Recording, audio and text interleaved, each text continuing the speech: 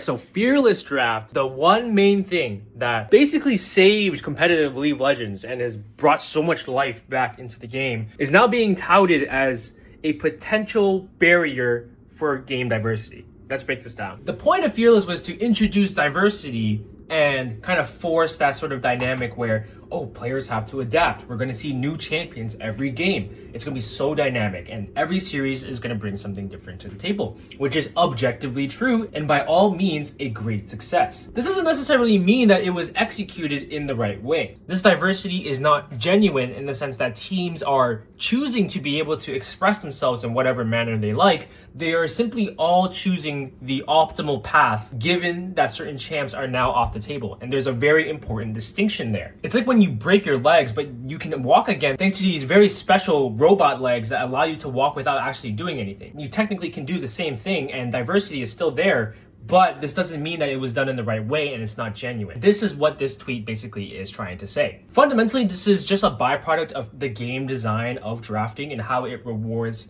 counter picks and champion identities. As long as the champions in League are the way they are, and is going to always be a priority and similar vibe of a lot of the best champions in the game. Ones that can basically do it all and not have much consequence when going first and being picked first, as well as being able to be flexible in most team compositions.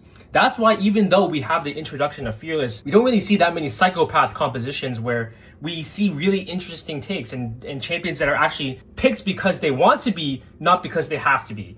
And this is just kind of how League is, right? Like, games can be won and lost on draft, and that's currently how the game is designed. And it's not a fault of any of the players or the teams right now. This is like a systematic issue. A fix to me would be diluting champion identities and allowing the game to just have more room for skill expression and for teams to outplay each other, especially on an individual level. I would compare it to like Valorant's recent change, where they basically nerfed every agent in the game and all of its abilities. And what this promotes is the biggest skill aspect in their eyes, which is the gunplay. A change like this is fairly complicated to League because the skill expression is so inherently tied to these champion identities and how they express themselves that it's going to take a lot of work and a lot of very important decision making in order to kind of achieve the same effect. There's no common ground and equal ground per se like in Valorant.